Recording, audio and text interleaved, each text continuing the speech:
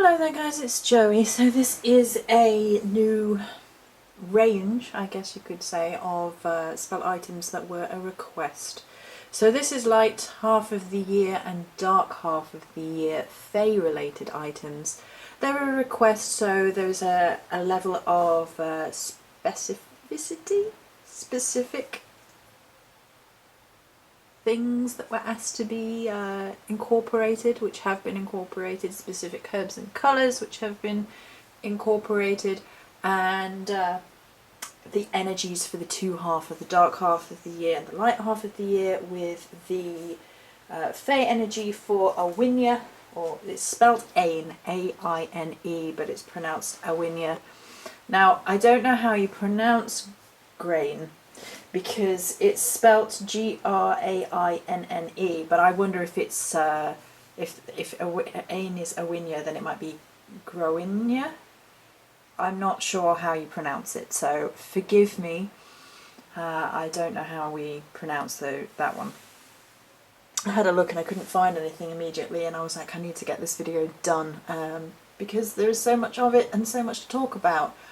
This marks the return of the Fae altars for this year. As you can probably see in the centre, I'm going to be bringing back the Fae altars for the summery months, and I finally managed to get some locally grown produce for the bases, and I will be going and getting a few more. They're a little bit small at this point in the year, so I've made two rather than one big one, which the customer already knows about because I already emailed them and showed them pictures of those, so they already know about that bit.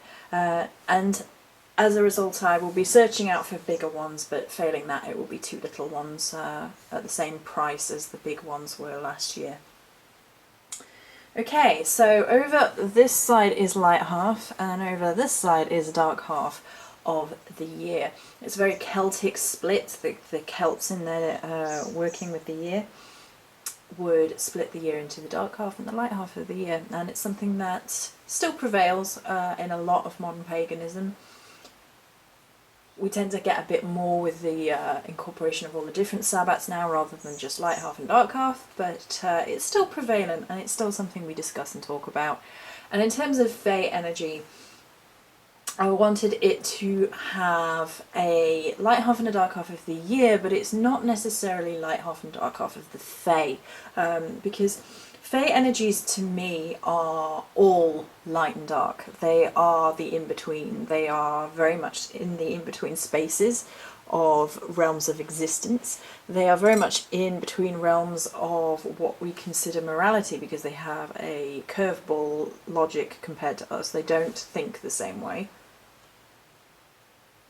They don't see the world the same way. And we had that discussion with Sharp Breath of the Fae with regards to the court of a sort of a justice system energy that was in Sharp Breath.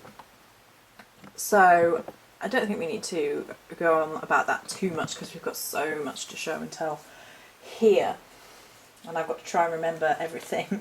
So it was requested that we have a lunar energy which flowed through the dark half of the year, the solar energy which flows through the light half of the year. The Aine has the kind of the light solar element, and excuse me, the Groinne, I want to say it's Groinne, it probably isn't, it's probably just going to be Grainne now, but has the solar element, and of course, sorry, the lunar element in the dark half of the year.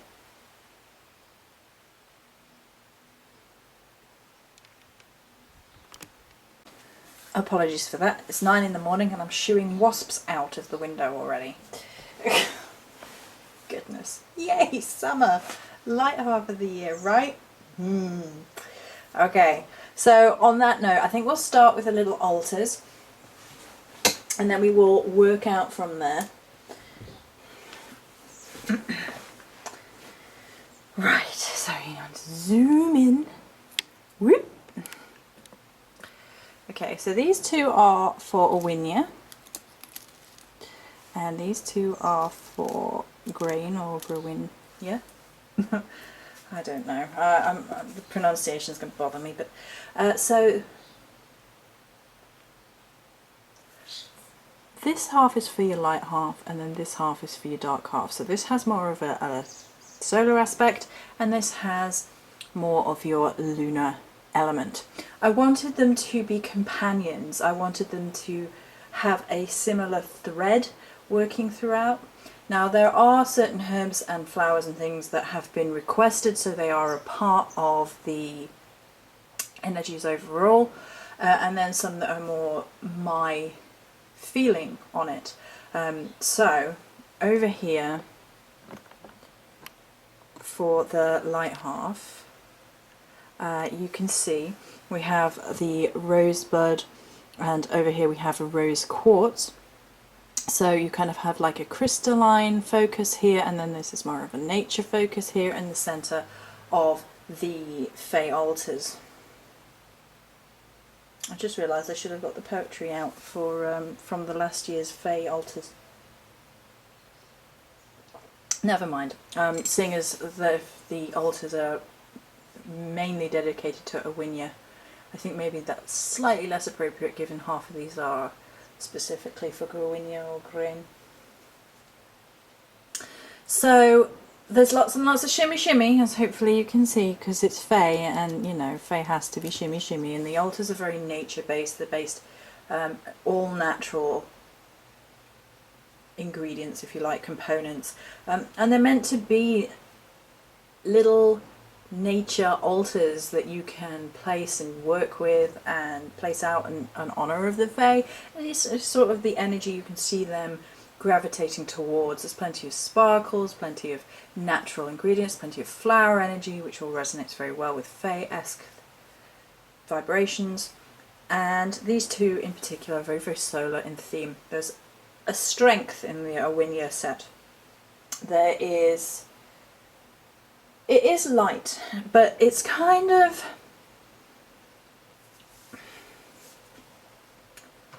on the Fey side of ferocious justice. It's not aggressive particularly, but it's strong and strength, and a little bit unyielding on the solar side of things. A little bit of a justice sense. There is a very, very beautiful element to the solar and indeed the lunar element, because of course it is Fey, and the treasuring of the illusion of beauty and desire and seduction is just hand in hand with Fey energy in general. It is just part and parcel of Fey to be beautiful and glamour and allure, a little bit naughty, a little bit regal, and all those beautiful energies. And therefore the solar summer light half of the year is a little bit more of a celebration as well. There's this idea of, I actually called it the light half, Awinia's caught by Fey light. And I like the idea of Fey light rather than sunlight, because sunlight is very much a part and parcel of this world, and there's something very otherworldly about the realm of the Fey. So they could be drawing on those solar energies, but it wouldn't quite be the same solar energies as we were used to. So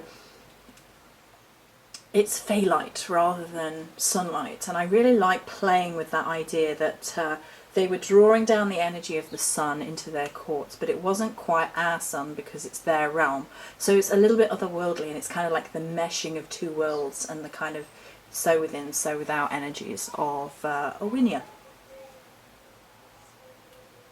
So those are the two little Fey altars. And over here we have the spell oil. I love the spell oils. I love all of it actually. I love working with Fey energy. Everything's so pretty and shiny and oh. Isn't that nice? I am very, very tempted to make the spell oil available just to honour Awinia. So I may well do that afterwards. I think I will. It's gorgeous. And the salts as well actually. And I decided to go with salts for the herbal blends of these sets. So this is the salt, I hope you can see. So solar, so bright, so overcoming. And if I worked and meditated and pushed at the boundaries of whether or not to do a herbal blend or a salt with these. And in the end I chose salts because of the in-between element of water. and you can place salts into water in all forms. You can do it in a sort of bathing sense and submerge yourself in those energies. You can put it in a little glass of water and sprinkle the altar space with it.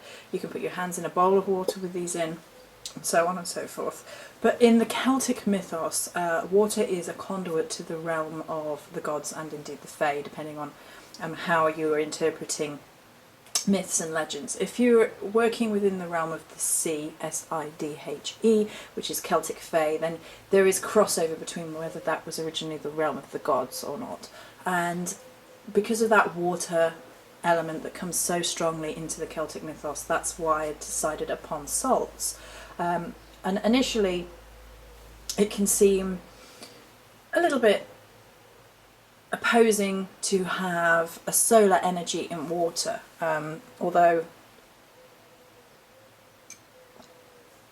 both are life-giving, life-sustaining energies within our world. And again, both can be seen as illusionary. Things do not look quite as they are within water, you know, the water, and light distorts in water as well. So both kind of, the combination of both kind of lends itself to the glamour of the Fae, and that combination there kind of works. And the more and more I sort of thought about it, the more and more that's what I wanted to do. So that's what we went with. And I think it looks really, really pretty in the end as well, which I love. Okay, and then there are the cauldrons. Now, there we go. Let's just move the salts out because they're show stealing for a minute. So you can see them side by side. Okay, so it was asked if I would please make 2 cauldrons for each to represent day and night of the particular energy. I told you we had a lot of light and dark, a lot of opposites working within each of these particular sets. So what I decided to do for the cauldrons is have them running at a similarity with distinct differences that play on the idea of what time of night it is. So your black cauldron is for your dark cauldron is for your nighttime, your light cauldron for the white is for the daytime.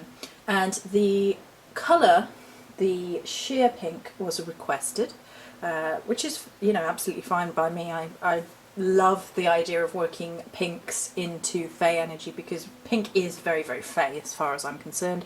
It happened in with the other Fae sets that were for Beltane. There's a lot of pink. It's very sensual, very sexual as far as I'm concerned. And in a solar court of celebration, it kind of conjures up these Fae images of Fae court. Now when it's a Winya, it tends to me to feel a little bit less of the eroticism we had at Beltane with the Beltane sets, and a little bit more of a kind of regal affair, like her being entertained, and like there might well be dancing and jesters, and but it's a little bit more restrained, maybe is the right word, a little bit less eroticism, like I said. But there's definitely this regality, and she's very benevolent, and there's a lot of joy flowing through. It's very, very joyous. Maybe a teensy bit tamer than the ones at Beltane, but that's fine because you know, we can't be that all the time. Even the Fae can't be that all the time. So there is a joyous solar energy working through kind of a celebration of life force, I think is where we're going with that. And what I wanted to do is I wanted to have them both very, very similar in theme, but I wanted to switch where the light was. So for the dark one, the shimmy shimmy is much darker,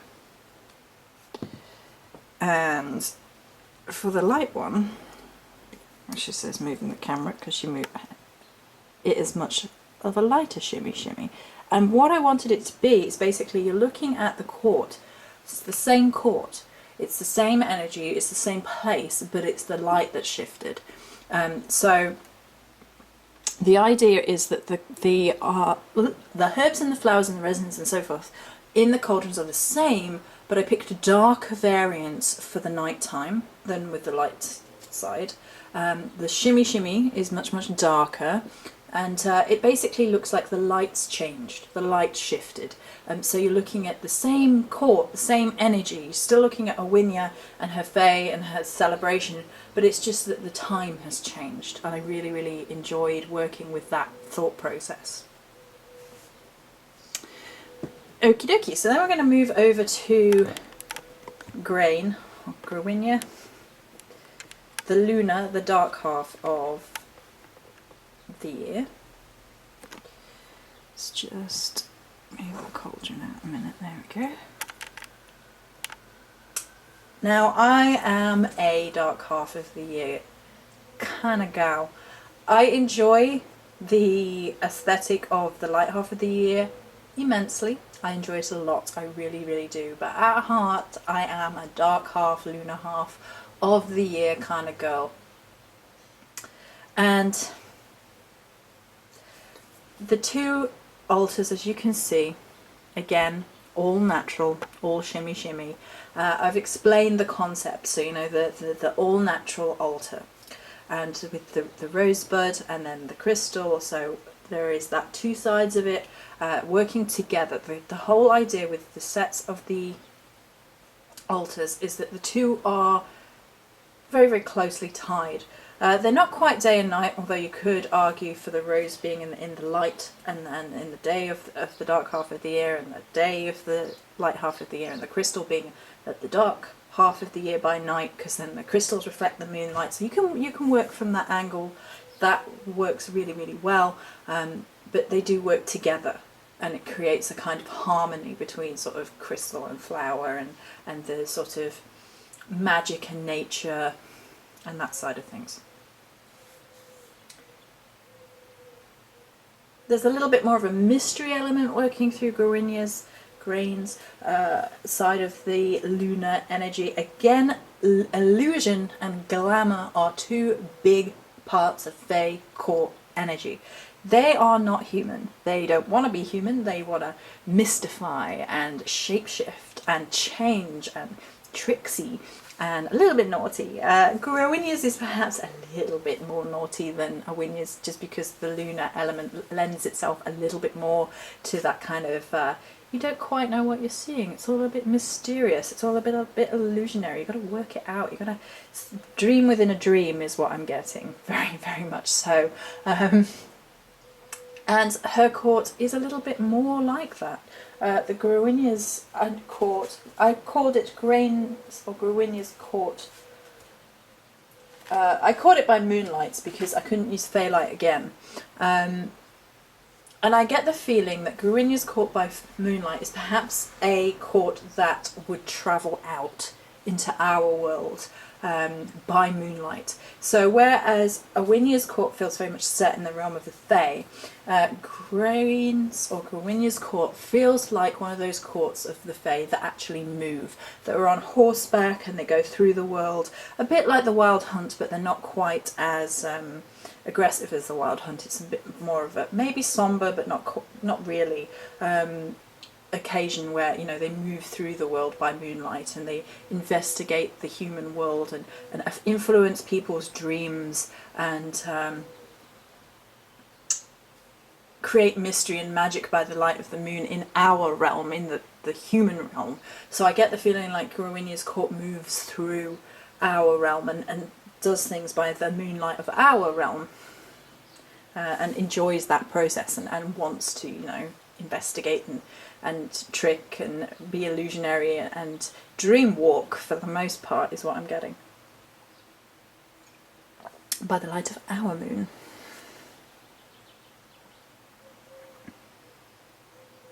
So then we have the oil.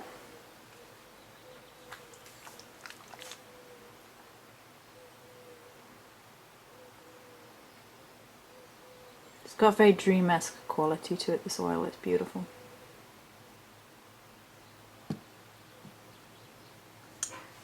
Okay, and then we're going to have the salts. So I'm going to move the candles again, just so we can see the salts.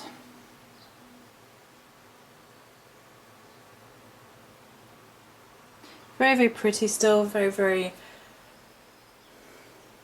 fae. They're a more darker, a lunar energy to them than the light half of the... And if I put them side by side, it's easier to see actually the sort of counterbalance between light and dark interplay in them. I like that. I like that the elements of each interplay with one another, and I really tried so hard to make sure that they did, so I'm really pleased that it worked out that way. So then, last but not least, we have the cauldrons for Grainne's side of the dark half of the year. Again, the dark black cauldron is for the nighttime, and the light blue cauldron is for the daytime, which again of course was requested, as was the icy blue of the colour of the cauldrons themselves. So that was a request, and I think it works very well again because it feels moonlighty. It feels like the lunar half. It feels like the eyes of the Fae were reflected by moonlight as they, in procession, move through the realm of the humans by the moon, and dream walk and affect their dreams, and give dreams as gifts to humans, and depending on how well liked you are, depends how good the... So again, they wanted to be reflections of one another. They're the same energy, the same caught by light and day. Arguably, by the light of the day, Grainne's court may be retiring a little bit more, maybe going back into their realm, and so it's a little bit more on the ethereal side, but it's still the same court. It's still watching the same procession. It's still the dream walking energy. It's still the dark half of the year, and they reflect one another, but they're not the same. And again, the light half of the dark half cauldron by daylight has a lighter shimmy, and the nighttime has a much darker shimmy, and they still work together. They're still sister cauldrons, but they're not the same. Right. All that being said, so this is light half of the year and dark half of the year Fae court sets. I hope you like them, and many blessings.